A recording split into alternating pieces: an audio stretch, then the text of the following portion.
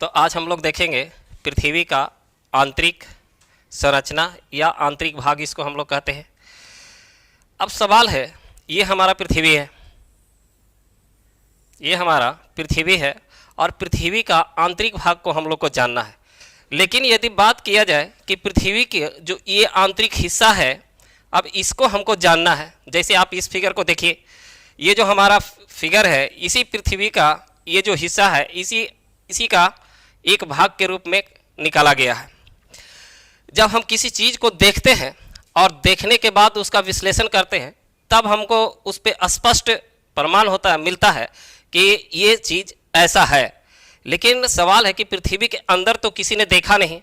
यदि हम लोग बात करें कि पृथ्वी के अंदर कैसे जानना है, तो अभी तक यदि आप लोग को याद होगा तो पृथ्वी के अंदर तक जो इतना गहराई के बारे में हम लोग बात करते हैं, तो आप मेरियाना जो ट्रेंच है,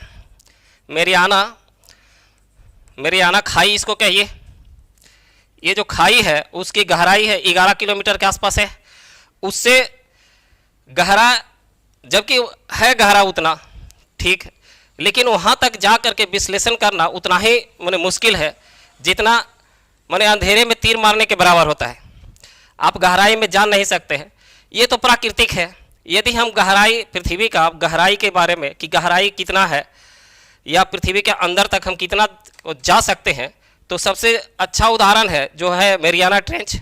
ये तो अच्छी बात है, लेकिन यहाँ पे भौतिक संरचना का बात हो रहा है।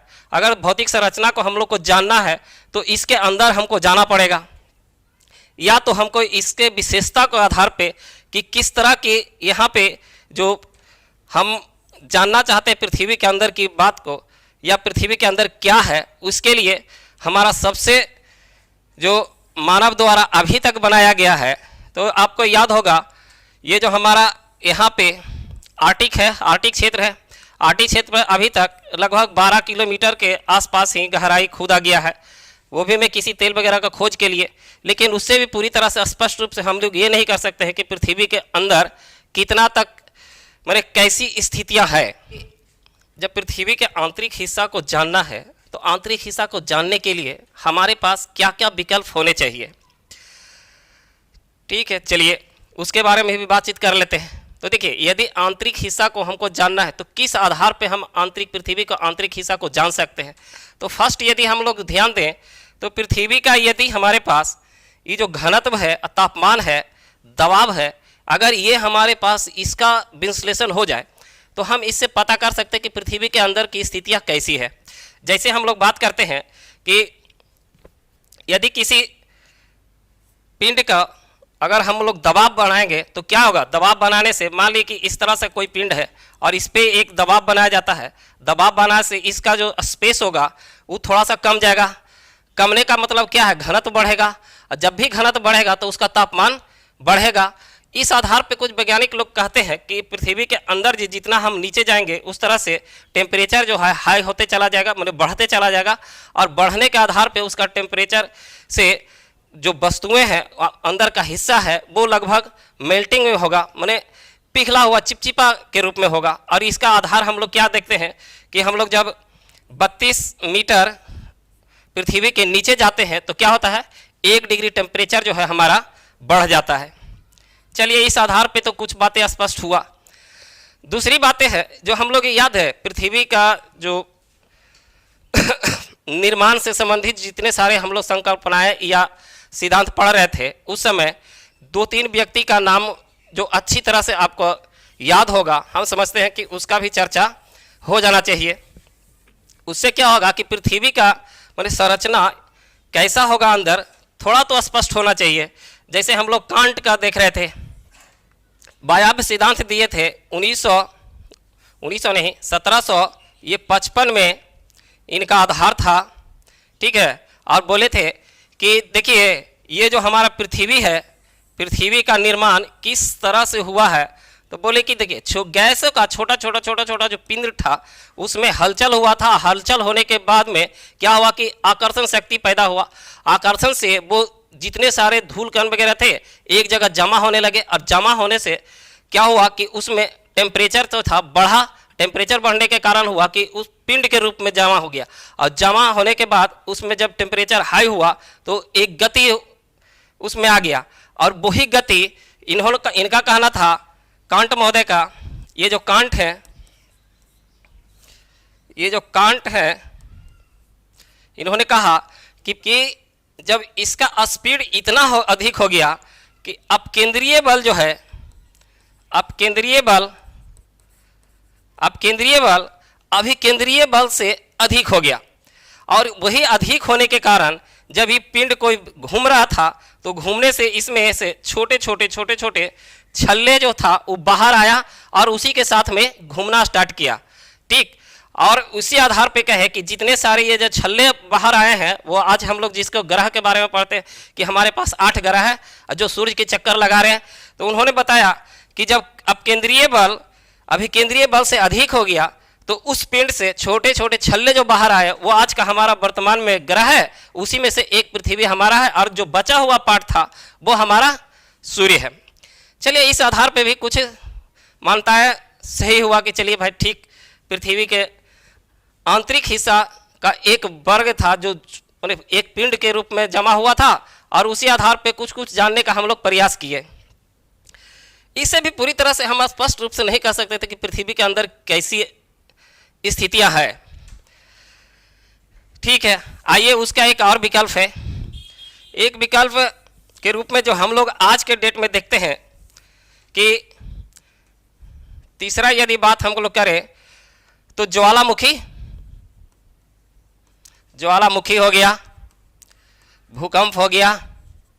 इस आधार पे हम पृथ्वी के आंतरिक संरचना को जानने का प्रयास किए।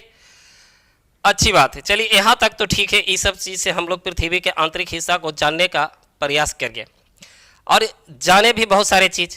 लेकिन यदि हम जो ये आपका साथ में जो फिगर दिखाई दे रहा है कि इसी का पार्ट है आधा, ठीक है, इसी का है, और इसको हम लोग इस तरह से भी स्पष्ट रूप से देख सकते हैं कि इस पृथ्वी से, जैसे हम लोग तारबूज खाते हैं ना जी, तारबूज जब हम लोग चेक करते हैं जा करके कि भैया ये जो है पका हुआ है कि नहीं है, तो क्या करते हैं, तारबूज को इस तरह से निकलवा लेते हैं बाहर, है ना, और यहाँ पर से एक पार्ट निकाल करके हम लोग देख लेते हैं कि इसका स्थिति कैसा है, पका हुआ है कि कच्चा है ना। क्या स्वाद तो खाइएगा तब ना पता चलेगा। ठीक है, और इसी का ये जो हमारा पार्ट है यही है। इस आधार पे ये जो पार्ट हमारा निकला है उसको हम लोग लेयर में बांटने का प्रयास किए। अब बांटने का प्रयास किए तो अब भाई बटेगा कैसे, अब पूरा का पूरा सिस्टम जो था कैसे हम इसको ला करके इस तरह से रख दे कि हमारे पास पृथ्वी के जैसे जैसे अंदर जाए, ठीक है, नीचे पृथ्वी का अंदर जाने से और टेम्परेचर में कैसा चेंज होगा या घनत्व में कैसा चेंज होगा, उसके बाद में ये जो एलिमेंट्स हैं, जो एलिमेंट्स में किस तरह से चेंजिंग होंगे, कौन सा लेयर में किस तरह का एलिमेंट्स पाया जाएगा, उसका स्थिति कैसा होगा, उसका घनत्व कैसा होगा और उसका टेम्परेचर कैसा होगा। चलिए बात करते हैं, अब देखते हैं आगे। इस फिगर को देखिए, ये जो इससे पिछला जो फिगर हम लोग देखे थे कि हमारे पास एक पृथ्वी का जो मैप, पृथ्वी का जो गोला था उसको हम लोगों ने इस तरह से बांट दिया है। ये जितना दिखाई दे रहा है कोड से उतना ही ये भी है। अगर आप इसको इस तरह से बंद कर दीजिएगा तो ये पूरा का पूरा ये गोल हो जाएगा, ठीक है, और इसी को हम लोगों ने ये पार्ट बाय पार्ट करके देख रहे हैं। अब सवाल है कि आखिर ये इस तरह से किस आधार पर बांटा गया है। पृथ्वी का आंतरिक भाग को हम लोगों ने घनत्व, दाब, तापमान, इस आधार पे 3 भाग में बांटा है। 3 भाग में बांटने वाले प्रमुख व्यक्ति जिनका था नाम ऑस्ट्रिया का एक व्यक्ति हैं, ठीक है, जिनका नाम है स्वेस। इस बात को याद रखिएगा आप लोग। यदि कहीं पे पूछा जाता है कि पृथ्वी का जो आंतरिक जो भाग है उसको 3 हिस्सों में बांटने का काम कौन किए हैं या किनके द्वारा किया गया है, तो वो है स्वेस महोदय। स्वेस महोदय देखिए, जो आंतरिक हिस्सा पे चर्चा करने के लिए एक अंतर्राष्ट्रीय संगठन है, उसका नाम है IUGG। इसका मतलब होता है international union international union geodesy and geophysics, इन्हीं का के अंदर में ये स्वेस महोदय जो काम किए थे, और इन्हीं के दिया हुआ है कि पृथ्वी को आंतरिक हिस्सा को इन्होंने 3 बड़े भागों में बांटा है। ठीक, अब आकर के हम लोग देखते हैं कि ये कौन कौन सी भागें हैं। देखिए, ये जो हमारा दिखाई दे रहा है, ये जो पूरा का पूरा, ये जो हमारा बाहरी हिस्सा है, बाहरी सबसे जो बाहर का हिस्सा है, उसको हम लोग भूपटल या क्रस्ट कहते हैं। इसको यहाँ पे जो हम लोग जहाँ पे रह रहा है उसी को हम लोग भूपटल कहते हैं। उसके बाद वाले जो होता है हिंदी में उसको परवार करते हैं और मेंटल कहा जाता है। ठीक है, और उसके आंतरिक सबसे जो अंदर वाली भाग है उसको हम लोग कोड़ कहते हैं। ये 3 पार्ट है जो जिसमें हम लोग को बांटा गया है। सिंपल सा कि 3 भाग में यदि बांटा गया है तो सबसे ऊपर का जो पार्ट उसको कहते हैं हम लोग भूपरपटी या क्रस्ट कहते हैं। उसके बाद का मेंटल होता है, अब मेंटल के बाद कोड़ होता है। अब हम लोग इसका भी बहुत सारे हिस्सों में बांट करके अध्ययन करें, जिसमें सबसे ऊपर का जो हिस्सा है, ये देखिए, इस हिस्सा को हम लोग क्रस्ट कहते हैं या भूपरपटी कहते हैं, जिसपे हम लोग जितने सारे चीज़ आप लोग देख रहे हैं, पहाड़ है, नदियाँ है, हम लोग विचरण कर रहे हैं, गाड़ियाँ चला रहे हैं। ठीक है, ये सारा का सारा जो प्रक्रिया है वो हम लोग क्रस्ट पे कर रहे हैं। ठीक, अब यदि क्रस्ट की गहराई की बात किया जाए तो औसतन 30 किलोमीटर होता है ये। हालांकि कहीं कहीं 100 किलोमीटर तक की भी होता है, लेकिन औसत होता है ये 30 किलोमीटर। महासागर के नीचे इसका गहराई जो होता है कम हो जाता है, और महाद्वीप में इसका गहराई जो है अधिक हो जाता है, क्योंकि पहाड़ पर्वत ये सब सारी चीज़ें प्रक्रिया है जो महाद्वीप पे होते हैं। महासागर में तो जो सी लेवल है, सी लेवल के नीचे का ना बात होगा। ठीक है, इसका बात हुआ। अगर इसका घनत्व की बात करते हैं तो घनत्व होता है जो 2.75 से लेकर के और 2.9 तक। इसको और भी कुछ नाम से जाना जाता है। देखिए, जो क्रस्ट है उसको तो हमने कह दिया कि भूपटल है। ठीक, क्रस्ट के नाम से भी जानते हैं, और एक और नाम है। ठीक है, चूँकि यहाँ पे सिलिकॉन और एल्युमिनियम पाया जाता है अधिक मात्रा में, इसीलिए इसको सियाल के नाम से भी जाना जाता है। ठीक है, एक और नाम है इसका जिसको कहते हैं लिथोस्फेयर। लिथोस्फेयर ये नाम भी है जिस नाम से हम लोग जानते हैं इसको। अच्छा, चलिए, ये तो लिथोस्फेयर हो गया, और हम लोग ये जो सियाल जिसके नाम से कह रहे हैं कि सीमा वाले एल्युमिनियम होता है। लेकिन आखिर यदि एग्जाम में पूछा जाए कि भाई ये भूपटल में सबसे अधिक जो मात्रा में तत्व जो पाए जाते हैं वो कौन है, ठीक है, तो वो है हमारा जो ऑक्सीजन। ऑक्सीजन सबसे अधिक मात्रा में पाया जाता है। और यदि पूरा पृथ्वी का अंदर की बात करें तो पूरा ये पृथ्वी का जो पूरा पृथ्वी है उस पर यदि बात किया जाए तो लोहा जो होगा वो सबसे अधिक होगा। इन दोनों बातों को याद रखिएगा। आइए इसका बाद में भी और चर्चा करते हैं। पहले इसका हम लोग देख लेते हैं कि ये जो लेयर है वो किस तरह से डिवाइड हुआ है। तो पहला लेयर को हम लोगों ने देखा कि इसको भूपटल कहते हैं या क्रस्ट कहते हैं। इसका जो गहराई होता है एक मतलब औसतन यदि कहेंगे तो 30 किलोमीटर और कहीं कहीं 100 किलोमीटर तक भी होता है। और महासागर में इसकी गहराई कम होती है और महाद्वीप में इसकी गहराई अधिक होती है। चलिए, घनत्व की बात हो गया। हमने इसको 3 नाम से जाना है कि भूपटल कहते हैं, सियाल कहते हैं और एक लिथोस्फेयर कहते हैं। सबसे ज़्यादा यदि मात्रा में भूपटल में पूछा जाए तो उसका होगा ऑक्सीजन। चलिए आज अब दूसरे पे चलते हैं। देखिए दूसरा जो हमारा पार्ट है यहाँ पर से देखिए, दूसरा जो पार्ट है हमारा ये जो है ये मेंटल है। देखिए पृथ्वी के अंदर यदि मेंटल की बात किया जाए तो सबसे बड़ा जो हिस्सा होगा वो इसी का है। लगभग आयतन के मामले में ये 83% तक पाया जाता है। 83% तक पाया जाता है और इसको हम लोग हिंदी में परवार कहते हैं और ये मेंटल के नाम से जाना जाता है। अच्छा, एक और नाम इससे जानते हैं हम इसको, इसलिए कि सिलिकॉन है और एमए है, ठीक है, तो सीमा के नाम से जानते हैं। चलिए अब हम देखते हैं कि पृथ्वी के आंतरिक हिस्सा, देखिए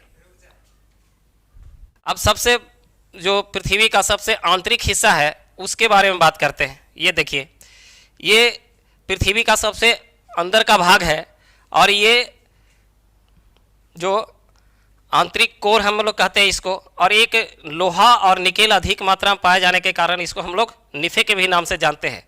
ठीक, ये जो है, जो देखिए ये आंतरिक कोर है और ये बाहर का कोर, माने ये पूरा का पूरा हिस्सा यदि हम मिला देते हैं, इसके हम बारे में हम लोग दूसरे फिगर में हम बात करते हैं। ठीक है, और देखिए यहाँ का टेम्परेचर देखिए और यहाँ का टेम्परेचर देखिए। आयतन के मामले में यदि हम लोग कहें तो इसका आयतन होता है 16.5 ही आयतन है इसका, हालांकि क्रस्ट से अधिक ही है। ठीक है, और यदि घनत्व की बात करते हैं तो 10 से लेकर के 12 तक होता है इसका, जो सबसे अधिक होता है। अब हम लोग इसको बारी बारी से देखते हैं कि क्या क्या इन लोग का माने गुण है और क्या क्या हमारे परीक्षा की दृष्टि से महत्वपूर्ण है। ठीक, देखिए जिसके बारे में हम लोग बात कर रहे थे वो ये था, और ये मिल करके और इस तरह से होगा पूरा का पूरा, और यहाँ से यदि हम इस तरह से निकाल करके एक पार्ट को कर देंगे तो ये हमारा इस तरह से हो जाएगा, यही पार्ट है हमारा। अब इसके बारे में हम लोग देखते हैं कि जो बातें यहाँ पे हो रही थी, अब यहाँ पे उसको विस्तार से देखते हैं। जैसे देखिए ये हमारा सबसे ऊपरी वाला परत को हम लोग क्या कह रहे थे, क्रस्ट कह रहे थे, उसके भूपटल का नाम से भी जान रहे थे, उसको लिथोस्फीयर के नाम से जान रहे थे, और सिलिकॉन और एल्युमिनियम का अधिक मात्रा में होने के कारण इसको हम लोग सियाल के नाम से भी जान रहे थे। चलिए इतना बात तो सही है। अब था कि क्या इसका भी कोई लेयर बन सकता है।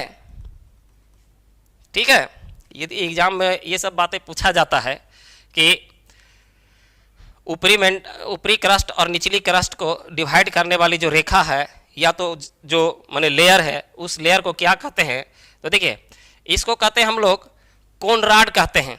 ये जो लेयर इसका बांटेगा, ध्यान से देखिए, इसको जो बांटेगा उसको हम लोग कोन रॉड कहते हैं। और असंबद्धता, यदि ये नाम आपको थोड़ा सा दिक्कत करता है बोलने में या याद रखने में, तो उसको आप अंग्रेजी वर्ड याद रखिए, डिसकॉन्टिन्यूटी, माने डिसकॉन्टिन्यूटी माने एक कंटिन्यूअस जो जा रहा था उसको बीच से बांटने वाला। ऐसे आसान हो जाएगा, शब्द का भी याद करने का एक तरीका होता है। देखिए इसको हम लोग कहे कोन रॉड। अब इसके बारे में चर्चा हम लोग कर लेते हैं। क्या पहली बार कि क्या क्या पाए जाते हैं इसको में, तो सबसे अधिक मात्रा में ये जो होता है यहाँ पे ऑक्सीजन का मात्रा सबसे अधिक होती है। यदि पूछा जाए कि पृथ्वी के भूपर्पटी में सबसे अधिक जो तत्व पाए जाते हैं वो कौन है, तो ऑक्सीजन है। और गहराई का बात हमने कर लिया है। यहाँ पर देखिए आयतन है जो मात्र 0.5% है, और घनत्व का बात करते हैं तो 2.7 से 2.9 तक है, और यहाँ पे रख दिया है। क्योंकि ये जो आपका लेयर पूरा का पूरा दिखाई दे रहा है, इसको हम लोग इस तरह से गोला में बदले, क्योंकि पूरा का सटाएंगे तो एक गोला हो जाएगा, और गोला का ही काट करके और यहाँ पर से इस तरह से, जैसे तारबूज को हम लोग खाने के पहले चेक करने के लिए लाते हैं ना जी, कि ये मैंने लाल है कि नहीं है, तो उसी तरह से निकाल करके यहाँ पे रखा गया है। और यहाँ पे रखा गया है, रखने के बाद में याद कीजिए हमने पीछे ये बात बताई है कि 3 लेयर है, जो क्रस्ट है, उसके बाद मेंटल है, उसके बाद कोर है। ठीक है, और इनको किसने बांटा है, तो एक स्वेस नाम का वैज्ञानिक थे या माने ज्योग्राफी को जानने वाले थे, भूगोलवेता, उन्होंने ही इन 3 लेयर को बांटा है। अब हम लोग क्रस्ट के बारे में बात करते हैं। तो देखिए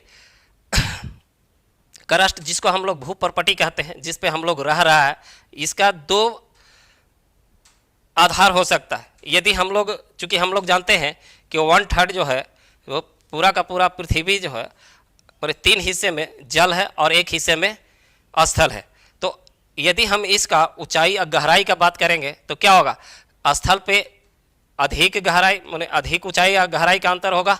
ठीक है, और यदि हम लोग सागरीय भाग में देखेंगे तो उसका गहराई कम हो जाएगा। और यदि हम इसका औसत यदि गहराई का बात करते हैं तो लगभग 30 किलोमीटर होता है। और स्थल पे जैसे देखिए ये हमारा ये जो दिखाई दे रहा है ये हमारा क्या है, महासागरीय भाग है, और ये हमारा महाद्वीपीय भाग है।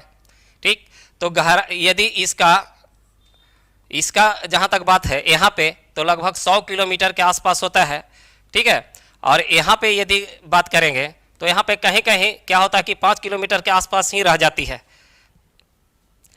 इसका हम लोगों ने देखा कि ये जो क्रस्ट है, क्रस्ट में सबसे अधिक मात्रा में जो पाया जाता है कोई भी तत्व है वो है हमारा ऑक्सीजन। उसके बाद यदि बात करते हैं तो सिलिकॉन है, और सिलिकॉन के बाद एल्युमिनियम है।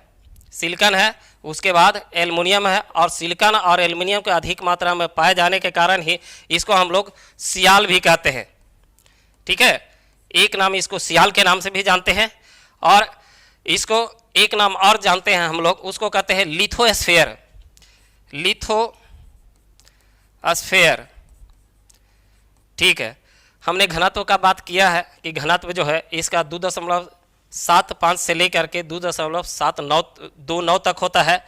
और आयतन की बात करते हैं तो ये सबसे, जो पृथ्वी का जो पूरा का पूरा आंतरिक हिस्सा है उसमें सबसे कम होता है, जिसका मात्र 0.5% होता है। ये बातें हो गई। चलिए, आखिर ये 3 परत है, जो 3 लेयर हैं हमारे, क्या इन तीनों लेयर को भी किसी न किसी आधार पर बांटा गया है? तो हाँ, उसका जवाब है, देखिए इसका भी एक लेयर बांटा गया है, ठीक है। इसको हम लोग कहते हैं कोन राड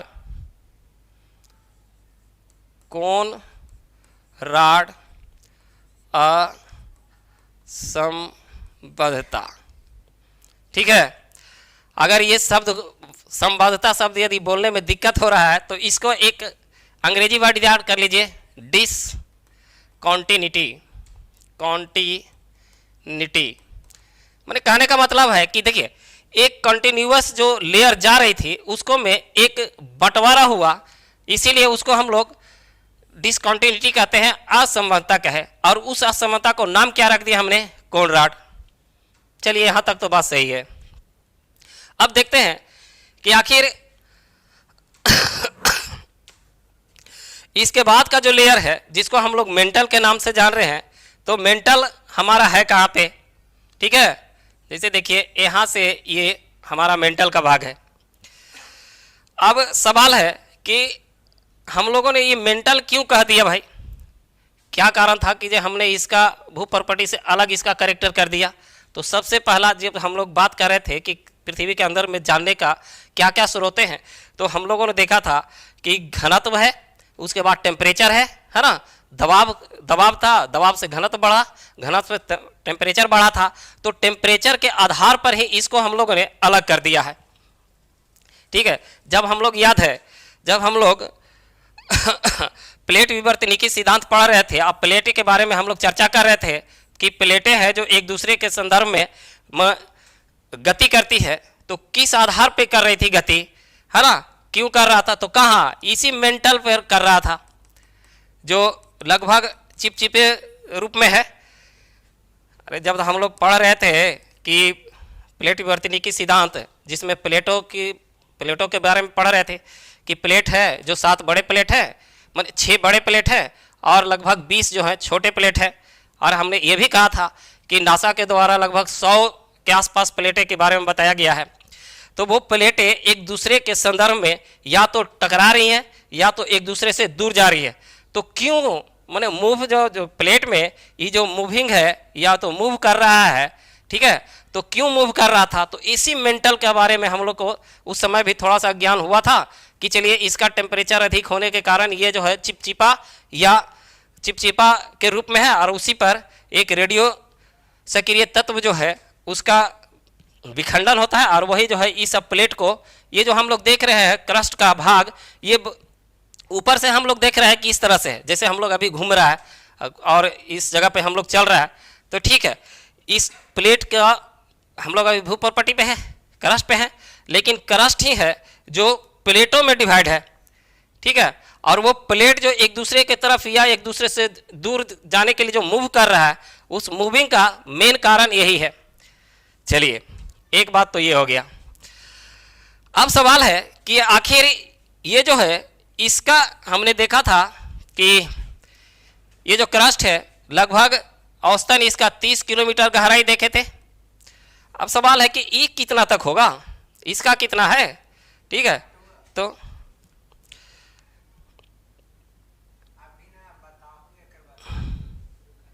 कक्षा का फर्स्ट जो पार्ट था, क्रस्ट था हमारा, उस क्रस्ट के बारे में हम लोगों ने देखा।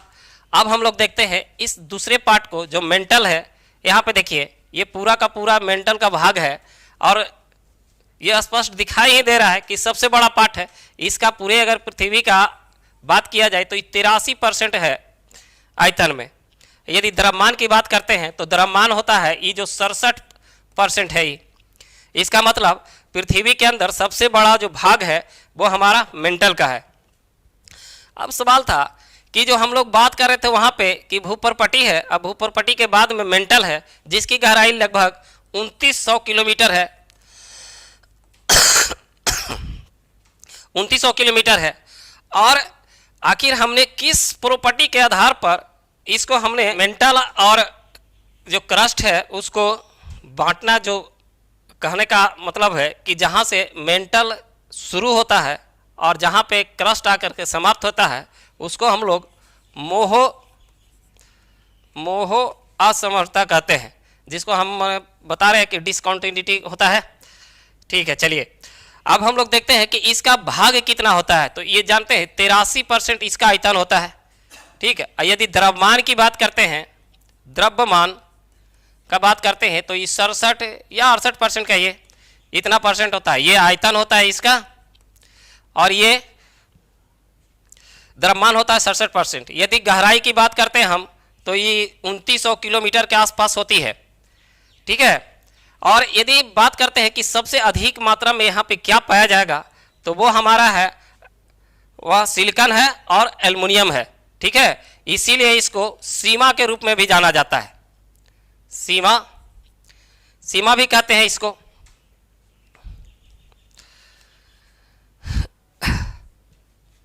सीमा भी कहते हैं और भी कोई बात। और देखिए यदि हम लोग पूरा का पूरा ये मेंटल का बात करते हैं तो मेंटल को भी हम लोग 2 हिस्सों में बांट करके अध्ययन किया जाता है। परीक्षा में पूछता है, इसीलिए जान लीजिए इसको भी। जब इसको हम लोग बांटते हैं तो इसको हम लोग कहते हैं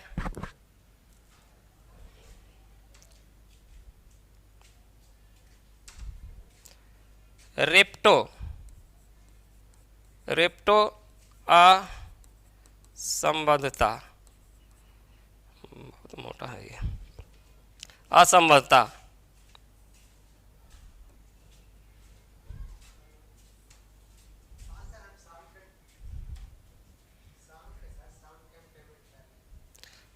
चल रहा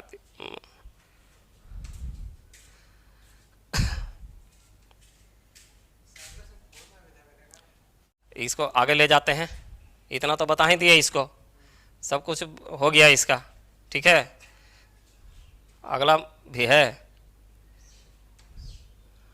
कोड। अब हम लोग पृथ्वी का सबसे जो आंतरिक हिस्सा है उसके बारे में बात करते हैं। उसका क्या नाम है, उसको हम लोग कोड के नाम से जानते हैं। ठीक है, ये जो है ये आपका 6371 किलोमीटर के आसपास होता है पूरा का पूरा। अच्छा, अब सवाल है कि मेंटल और कोर को अलग करने वाला जो एक लाइन जो हम लोग खींच रहे हैं कि यहाँ से ऊपर मेंटल होगा, यहाँ से नीचे कोर होगा, तो उसको बांटने के लिए कौन सा आधार माना जाता है? तो आधार यहाँ पे एक लाइन जो है जिसको हम लोग इस जो बांटा जाता है जहाँ से, उसको हम कहते हैं गुटेनबर्ग